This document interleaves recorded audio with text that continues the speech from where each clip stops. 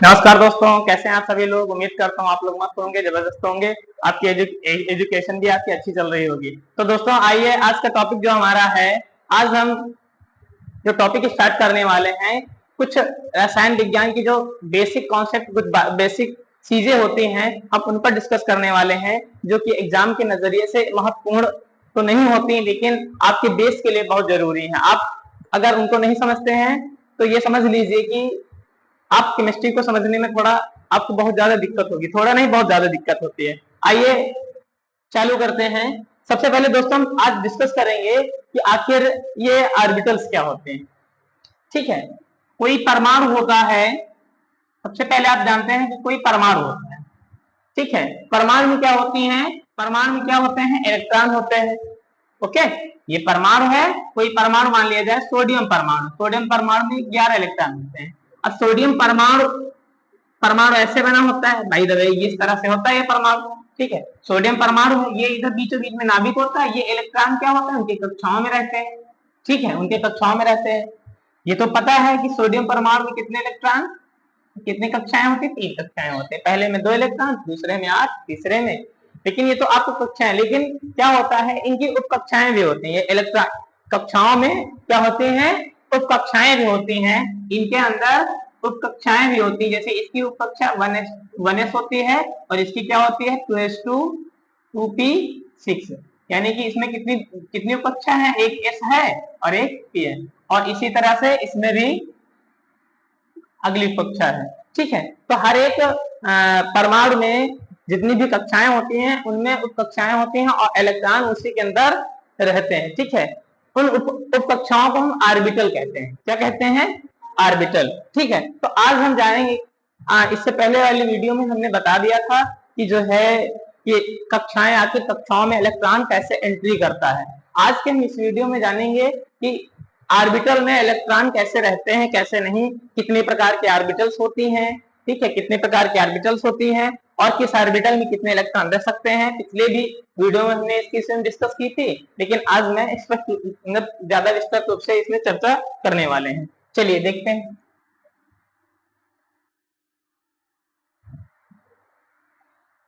अरे पानी हो गया यार, ज्यादा हो गया। कागज कहाँ गए, बोला कागज कहाँ गए वो।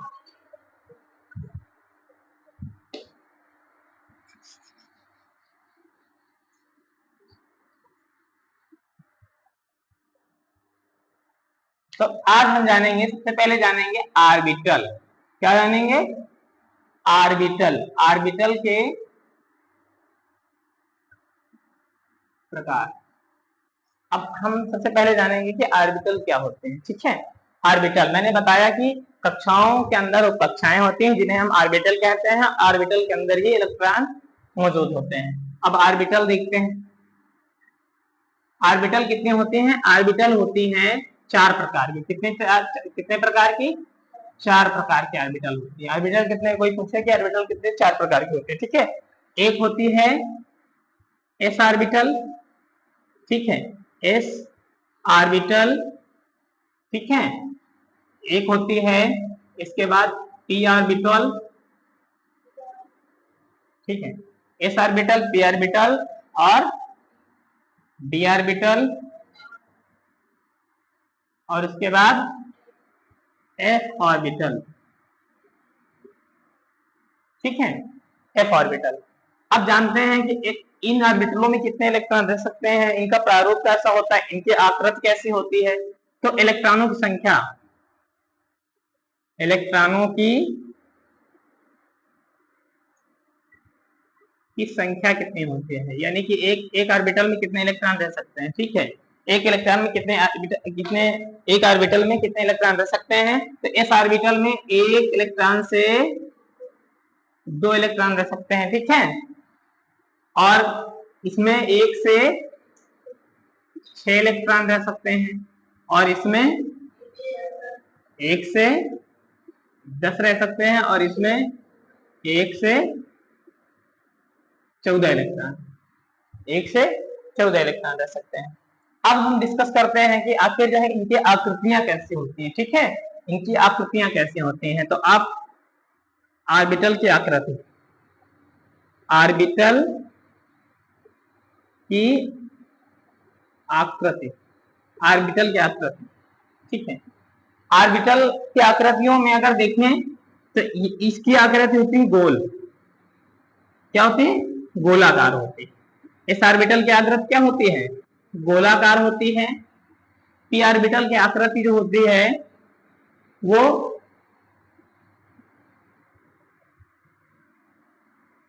डमलाकार होती है, ठीक है। क्या होती है, डमलाकार है, डमरू के आकार की होती है, ठीक है। ये इसकी आकृति होती है। डी ऑर्बिटल की आकृति होती है द्विडंबलाकार। क्या, कितने द्विडंबल बने होते हैं, एक ये और एक ये। इसको ये कौन सी एक्सिस, वाई एक्सिस है, ये एक्स एक्सिस है, ये वाई एक्सिस है और ये एक्स एक्सिस है, ठीक है। ये इसमें ये क्या है, गोलाकार होती है, तो याद रखिएगा ऑर्बिटलों की आकृति में। और इसको प्रदर्शित नहीं किया जा सकता है, इसको हम प्रदर्शित कागज तल पे हम व्यक्त नहीं कर सकते, इसको व्यक्त नहीं किया जा सकता, व्यक्त नहीं कर सकते, ठीक है, ठीक है। इसको हम क्या, व्यक्त नहीं कर सकते। तो समझ में आ गया होगा ऑर्बिटल कितनी होती है, एक ऑर्बिटल में कितने इलेक्ट्रॉन होते हैं, कितने इलेक्ट्रॉन रह सकते हैं और उनकी आकृतियां कैसी होती हैं, ठीक है। आगे बढ़ते हैं, लिखोगे इसको, नोट करोगे, चलिए।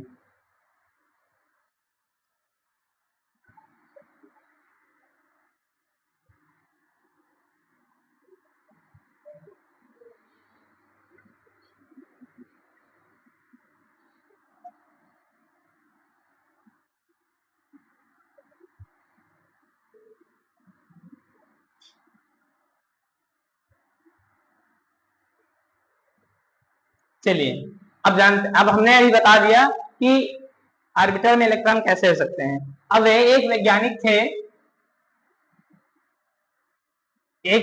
थे, उनका नाम था, देखिए अब इलेक्ट्रॉनों का प्रवेश ऑर्बिटल में कैसे होता है ये समझ लीजिए पहले।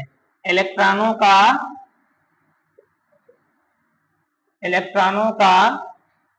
ऑर्बिटल में प्रवेश कैसे होता है, प्रवेश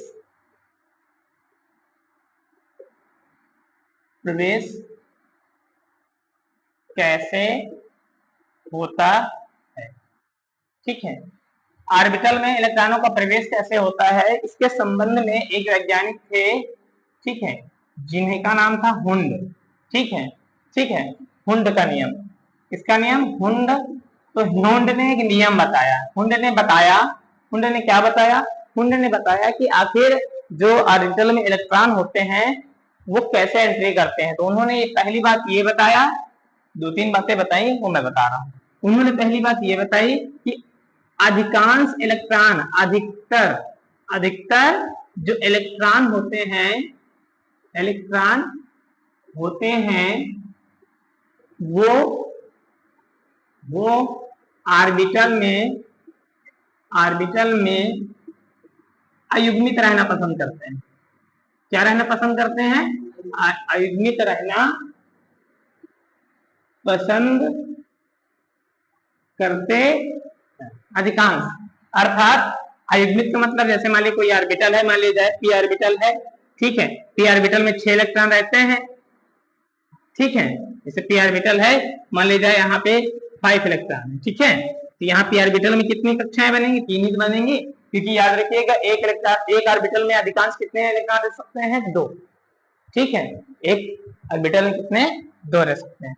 तो यहाँ पे पी में कितने, मान लीजिए 5 इलेक्ट्रॉन है, ठीक है। 5 इलेक्ट्रॉनों के लिए उन्होंने कहा कि अधिकांश इलेक्ट्रॉन अयुग्मित रहना पसंद करते हैं, तो एक एक इलेक्ट्रॉन सबसे पहले क्या करेंगे, एक एक इलेक्ट्रॉन यहाँ पे इनको दे दिए, ठीक। अब पहले इलेक्ट्रॉनों का प्रवेश के विषय में उन्होंने यही बताया कि किसी ऑर्बिटल में जब इलेक्ट्रॉन प्रवेश करते हैं, तो एक एक इलेक्ट्रॉन पहले जाता है, सभी कक्षाओं में पहले एकल इलेक्ट्रॉन बढ़ जाएंगे, उसके बाद फिर जो बचेंगे फिर आगे कक्षाओं में फिर बटेंगे। देखो फिर एक एक फिर बटे, एक यहाँ चला गया, एक यहाँ चला गया, ठीक है, और ये एकल इलेक्ट्रॉन रह गया ना, तो इसी कहते हैं अयुग्मित इलेक्ट्रॉन। अयुग्मित, इसे क्या कहते हैं, अयुग्मित, ठीक है। यहाँ पे अगर यहाँ पर भी आ जाए इलेक्ट्रॉन तो क्या हो जाएगा, युग्मित, और कक्षा क्या हो जाएगी, पूर्ण हो जाएगी। तो अधिकांश इलेक्ट्रॉन क्या रहना पसंद करते हैं, अयुग्मित रहना पसंद करते हैं। ठीक है, क्या रहना पसंद करते हैं, अयुग्मित। और दूसरा नियम यही चीज बताई जो अभी हमने बताया कि ऑर्बिटल में इलेक्ट्रॉनों का जो प्रवेश होता है पहले एकल होता है। क्या होता है, पहले एकल होता है। जब एकल पूर्ण हो जाता है उसके बाद दो दो इलेक्ट्रॉन प्रवेश करते हैं। तो ये इलेक्ट्रॉनों का प्रवेश समझ में आ गया होगा, इलेक्ट्रॉन आखिर कैसे प्रवेश करते हैं। ठीक है, उसके बाद अब जो है अब जानते हैं, इसी के बाद हम सब अब जानते हैं कि क्वांटम संख्याएं क्या होती हैं। ठीक है, हुंड का नियम समझ में आया ना। हुंड का नियम में आप जानो कि ऑर्बिटल की उसके अंदर क्या होता है। ठीक है,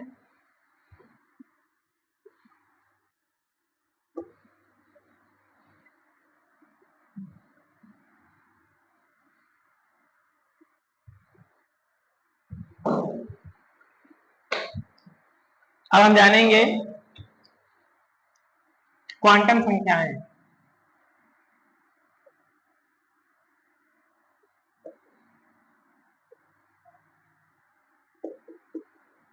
क्वांटम संख्याएं क्या होती है। अब देखिए क्वांटम संख्याएं क्या होती हैं, इसके विषय में बताने से पहले पहले हम ये जानते हैं कि क्वांटम संख्याएं आखिर क्या करती हैं, क्या काम करती हैं।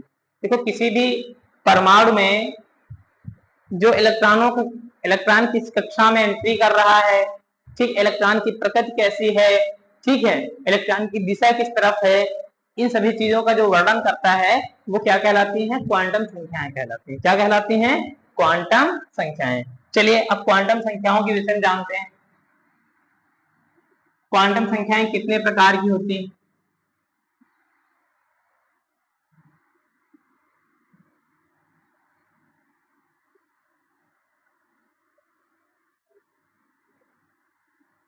एक होती है क्वांटम संख्या मुख्य क्वांटम संख्या, मुख्य क्वांटम संख्या। कौन सा क्वांटम संख्या, मुख्य क्वांटम संख्या। मुख्य क्वांटम संख्या क्या बताती है कि इलेक्ट्रॉन किस कक्षा में है, इलेक्ट्रॉन की कक्षा के विषय में बताता है, इलेक्ट्रॉन की कक्षा की स्थिति ये क्या बताता है, ये इसको एन से दर्शाते हैं। किससे दर्शाते हैं, स्मॉल एन से। समझ में आया ना, इसका प्रदर्शन किससे होता है, स्मॉल एन से होता है। उसके बाद ये जानकारी किस चीज की देती है, जानकारी किस चीज की देती है, तो ये इलेक्ट्रॉन ये किस चीज की जानकारी देती है, ये इलेक्ट्रॉन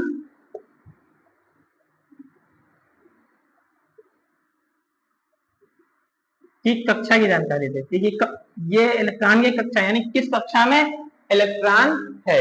ओके, यानी कि कक्षा की जानकारी देती है कि ये बताएगा कि आखिर ये इलेक्ट्रॉन किस कक्षा में। मुख्य क्वांटम संख्या क्या बताता है, मेन काम क्या है कि किसी परमाणु में जिस इलेक्ट्रॉन की हमें स्थिति पता करनी है, ठीक है, उस इलेक्ट्रॉन की स्थिति बताता है। आप क्वांटम संख्या को इस तरह से समझ लीजिए, सरल भाषा में समझ लीजिए।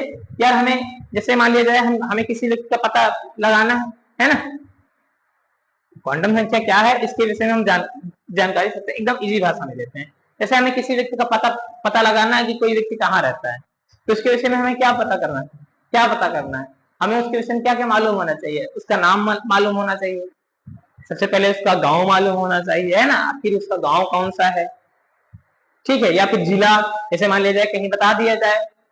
तो सबसे पहले किसी व्यक्ति की जानकारी के लिए हमें क्या पता होना चाहिए, सबसे पहले उस व्यक्ति का क्या मालूम होना चाहिए, जिला मालूम होना चाहिए। जिला के बाद क्या पता होना चाहिए, जिला अगर मालूम है तो जिला के बाद हमें क्या पता होना चाहिए, ब्लॉक कौन सा है ना, ब्लॉक के बाद गांव,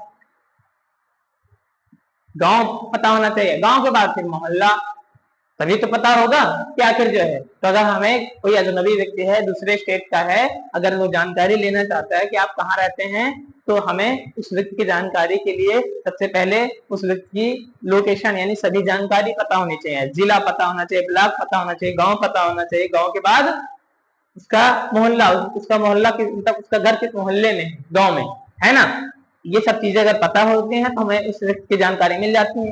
ठीक उसी प्रकार से परमाणु में किसी एक विशेष इलेक्ट्रॉन की जानकारी प्राप्त करने के आखिर ये मान लिया जाए, जैसे बाय द वे हम एग्जांपल के तौर पे समझा रहे हैं कि सोडियम में 11 इलेक्ट्रॉन होते हैं, 11 में अगर हम पूछे कि जो इसका जो नवा इलेक्ट्रॉन है, 9 नंबर का जो इलेक्ट्रॉन है वो कहाँ स्थित है, किस कक्षा में स्थित है, किस ऑर्बिटल में है, यानी कक्षा कौन सी है, पहली कक्षा में है कि दूसरी कक्षा में है, ऑर्बिटल है, एस ऑर्बिटल है कि पी ऑर्बिटल है कि डी ऑर्बिटल है।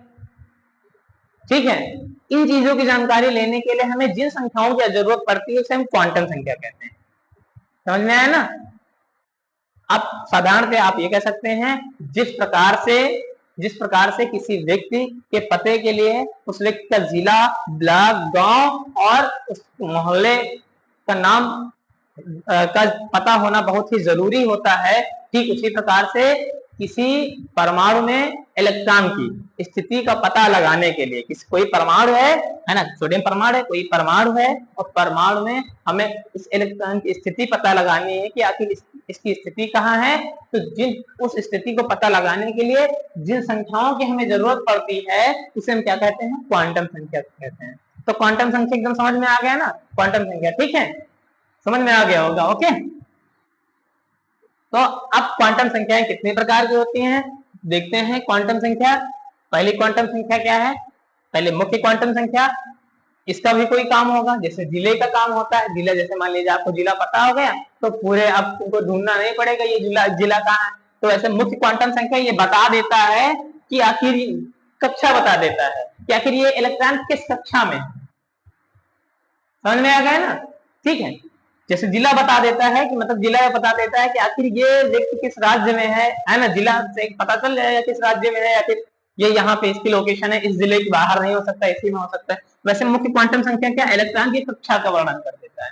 फिर दोबारा क्या होता है, दूसरी क्वांटम संख्या, दूसरी क्वांटम संख्या का नाम है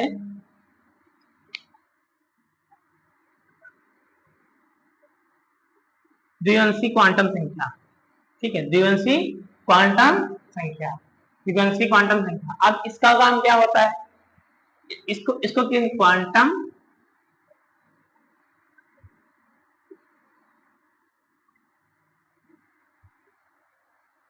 ठीक है, द्विअंशी क्वांटम संख्या, द्विअंशी होता है ना, द्विअंशी क्वांटम संख्या। अब इसको किससे दर्शाते हैं, इसको एल से दर्शाते हैं। किससे दर्शाते हैं, एल से दर्शाते हैं। समझ में आया ना, इसको किससे दर्शाते हैं, एल से दर्शाते हैं। ओके, और इसका काम क्या होता है, ये ऑर्बिटल का पता लगाता है। इसका काम क्या है, ऑर्बिटल की स्थिति का पता लगाना, यानी कि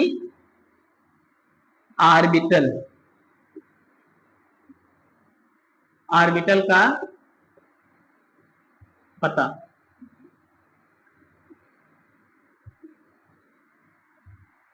ठीक, कि किस ऑर्बिटल में है।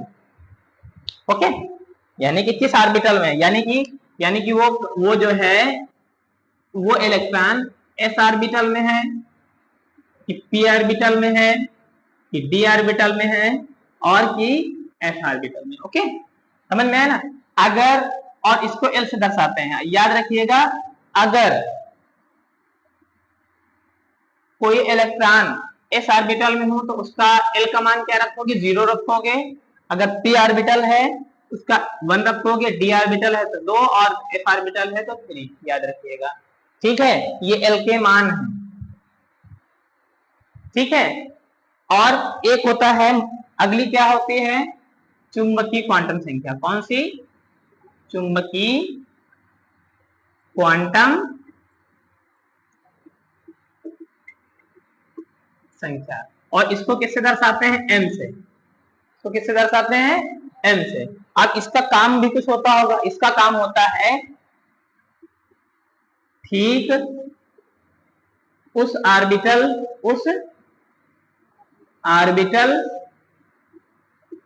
को बताना जिसमें वह इलेक्ट्रॉन स्थित है, वह इलेक्ट्रॉन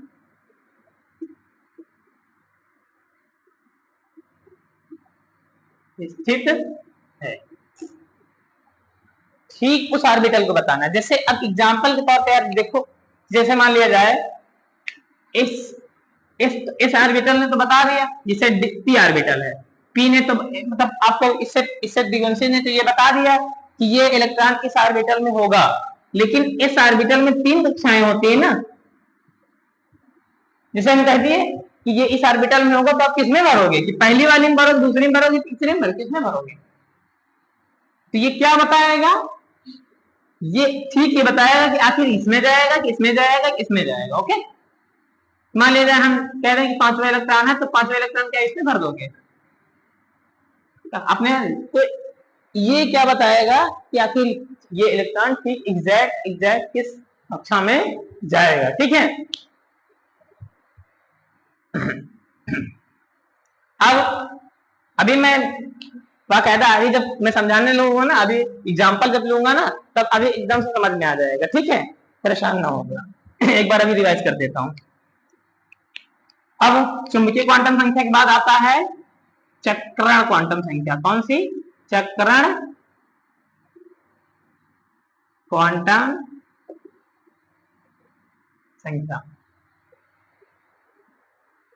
चक्रण क्वांटम संख्या। अब चक्रण क्वांटम संख्या को किससे दर्शाते हैं? एस से दर्शाते हैं। किससे दर्शाते हैं हम इसे? एस से दर्शाते हैं। एस। और ये एक इलेक्ट्रॉन के लिए इसके दो मान होते हैं। एक इलेक्ट्रॉन के लिए कितने मान होते हैं? और ये क्या बताता है? इसका काम क्या होता है? ये इलेक्ट्रॉन की दिशा को बताता है। ये इलेक्ट्रॉन की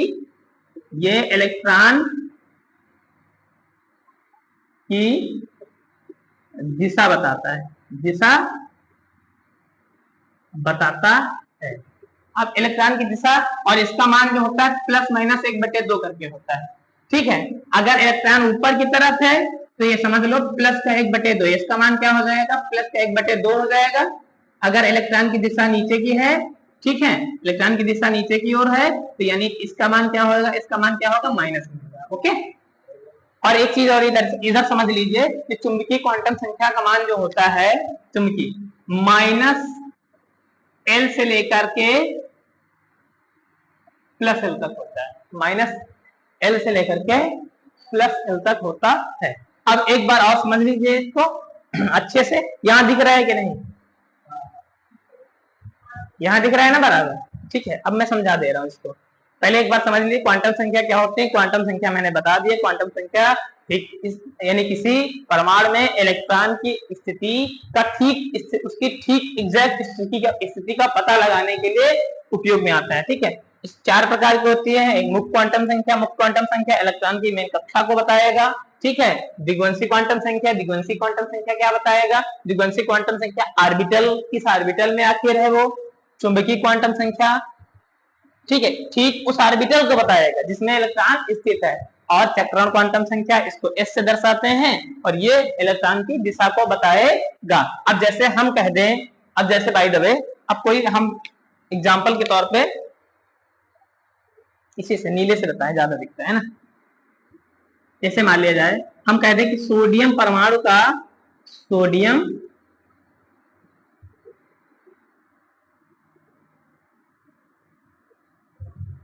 परमाणु का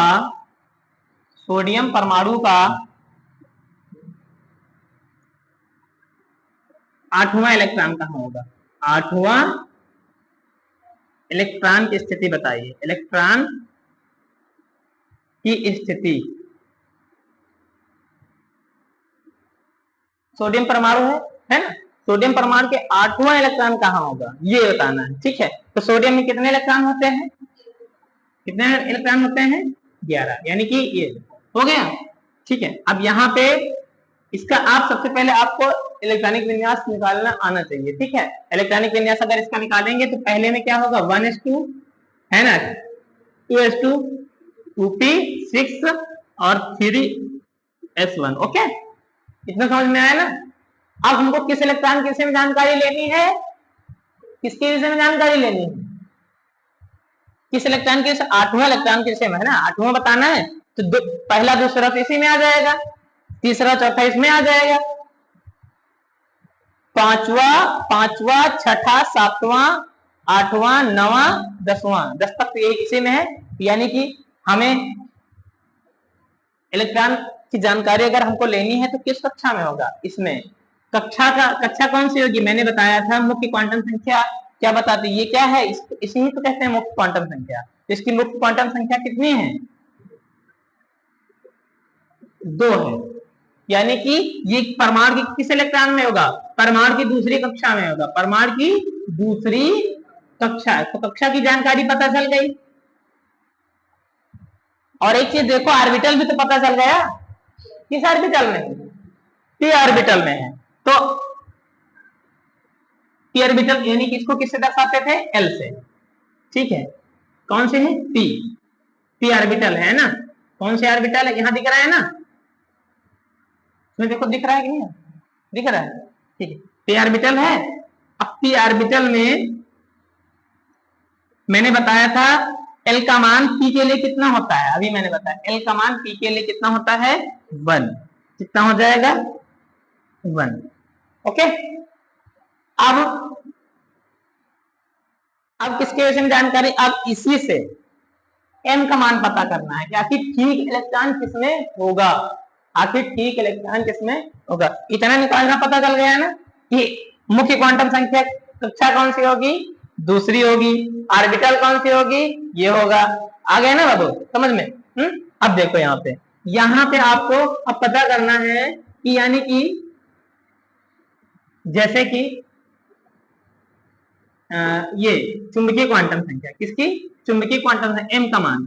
तो यार एम का मान निकालने के लिए जो है आप जो एल का मान हो ना, एक बार उसी को प्लस में लिख दीजिए, एक बार उसी को माइनस में, ऐसे लिखो पहले -1, यहाँ 1 है जो संख्या है आपको उसी को लिखना, 1 -1, फिर 1 के बाद 0 आएगा, फिर +1, मतलब माइनस से लेकर के प्लस की ओर जाना। जैसे एल का मान 2 आ जाता, एल का मान यहाँ नहीं दिख रहा होगा ना, यहाँ जैसे मान लीजिए एल का मान यहाँ पे 2 आ जाता, तो एम के लिए क्या बनाते, एम के लिए बनाते -2 -1 0 +1 +2, ठीक है।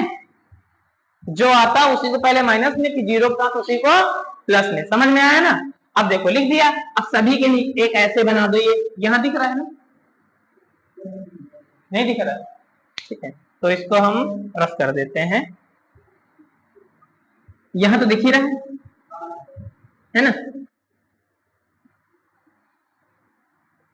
इसको एक बार यहां समझा दें कि अभी दूसरे में यहां समझा, यहां दिख रहा है ना, हाँ दिख रहा है ना। अब देखो यहाँ पे तो एम का मान निकालने के लिए हम करेंगे क्या, मैंने क्या बताया, इसी को माइनस में लिखेंगे पहले, -0 और फिर है ना माइनस, इसको दूसरे कलर से कर देते हैं, ज्यादा समझ में आएगा। यानी एम का मान क्या करेंगे, -0 और 1। अब ये हो गया, अब यहां देखो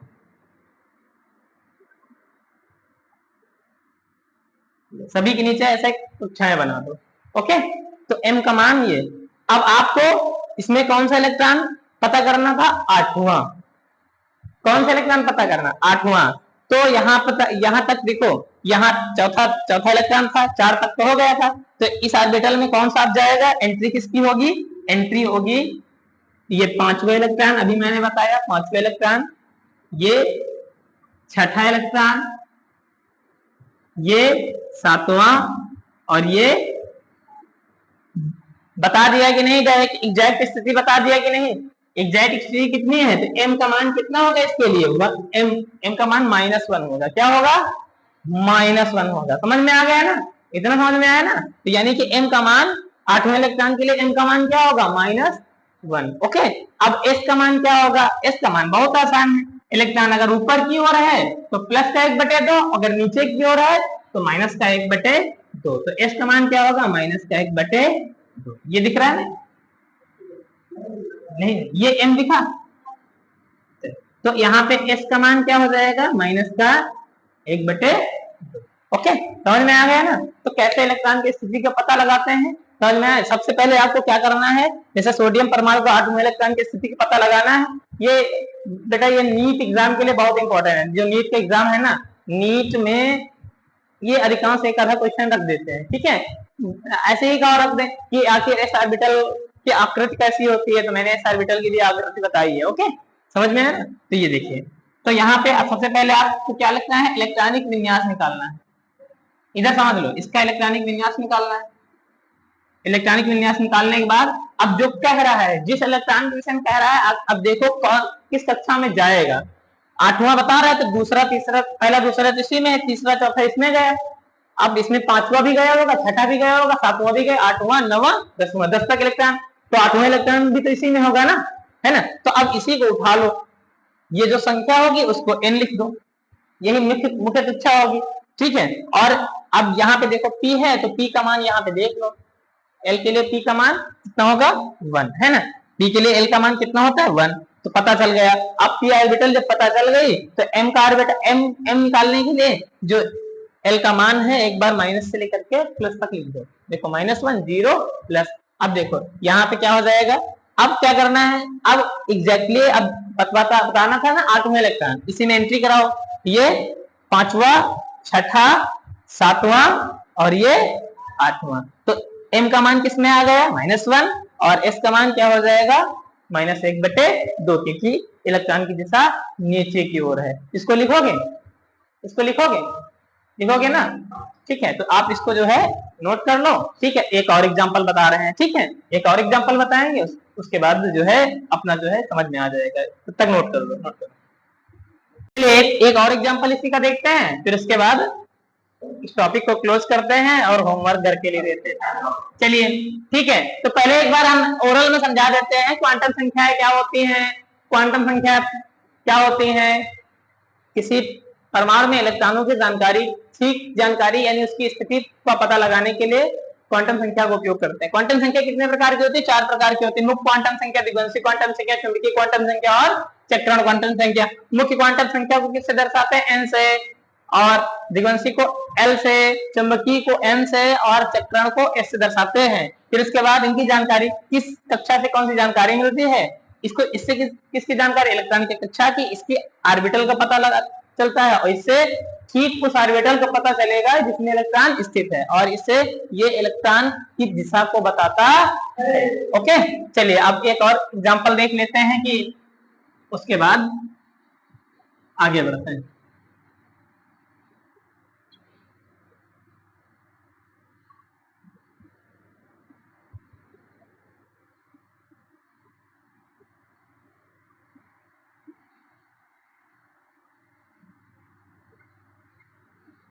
चलो अब आगे डिस्कस करते हैं एक और, जैसे मान लिया जाए हम दे दें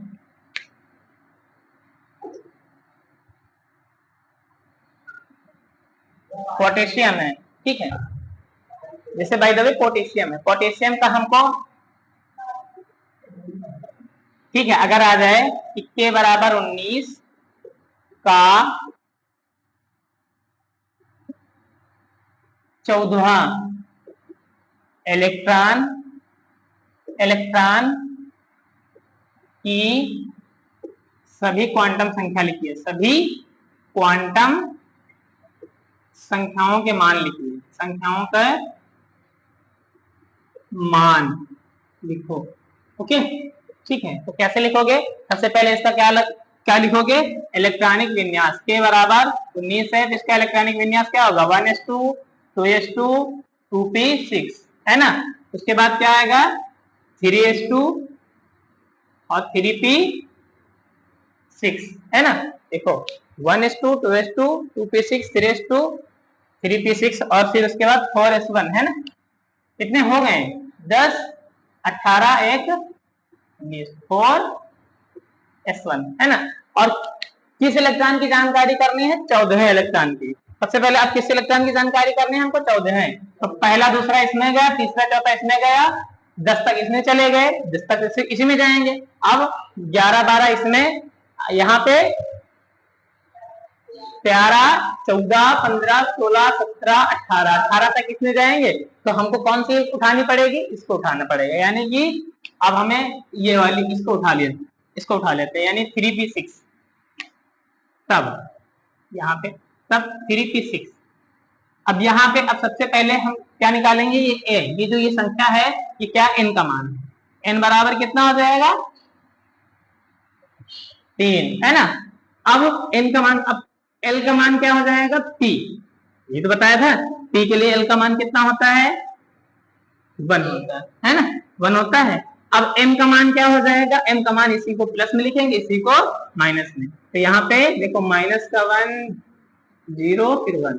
अब इसी के नीचे कक्षाएं बना देनी है। क्या बना देनी है, कक्षाएं। ठीक है। अब यहाँ पे अब देखो, अब इलेक्ट्रॉन किस इलेक्ट्रॉन की को पता लगाना है। यहाँ तक इसमें कौन सा इलेक्ट्रॉन गया था, 12 तक यहाँ गए थे, 13 14 है ना, तो 12 तक यहाँ हो गए थे। अब यहाँ पे कौन 13वां जाएगा, तो 13वां इलेक्ट्रॉन की एंट्री करते हैं। ये 13 और ये 14 है ना, तो हमें इसके बताना है। ये 15 एंट्री कर देगा, ये इधर 16 जाएगा और ये 17 जाएगा, ये 18 जाएगा। लेकिन हमको बताना कि कौन सा है। देखो ये 13 नंबर का है, ये 14 का है, ये 15 है और ये 16 है, ये 17 है, ये 18वां इलेक्ट्रॉन। समझ में आया ना, 18वां इलेक्ट्रॉन है। अब हमको जो है किस इलेक्ट्रॉन की जानकारी एग्जैक्ट पता करनी थी, 14। तो 14 क्या है, m का मान 14 में क्या है, m बराबर 0।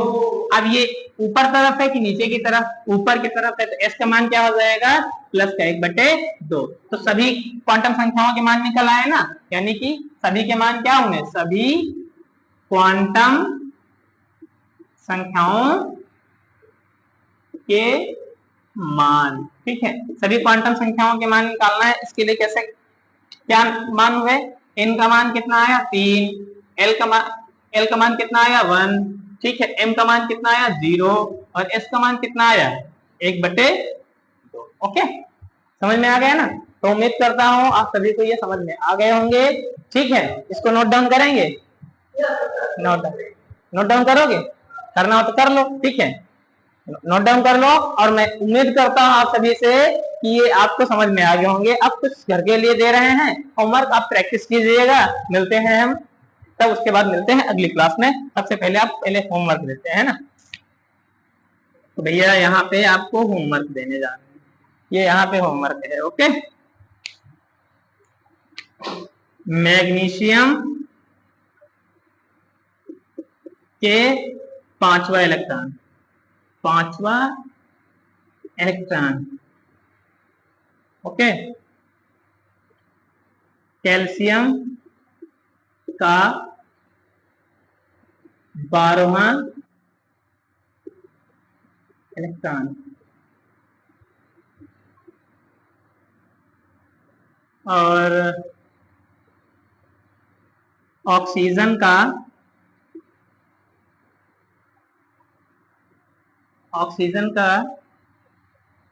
9वां। ठीक है, तो ये आपको होमवर्क ग्रुप में आपको प्रैक्टिस करनी है, देखना है। तो आपको ये समझ में आ गया होगा। मिलते हैं हम फिर अगली क्लास में, तब तक के लिए जय हिंद, जय भारत, थैंक यू।